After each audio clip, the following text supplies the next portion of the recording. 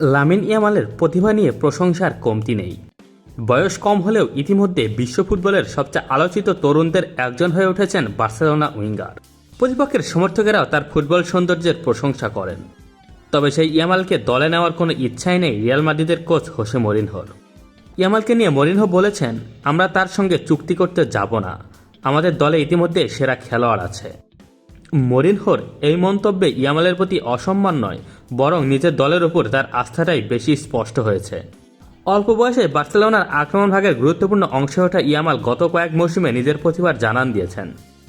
গতি, ড্রিবলিং, সৃজনশীলতা ও গোল করার সামর্থ্য সব মিলিয়ে তাকে ভবিষ্যৎ বিশ্বসেরাদের কাতারে রাখছেন অনেকেই। তবু রিয়াল মাদ্রিদের ডাগ আউটে বসে মরিনহো অন্য হিসাব দেখছেন। তার বিশ্বাস, সর্বোচ্চ পর্যায়ে লড়ার করার মতো প্রতিভা তার হাতে এরই মধ্যে আছে।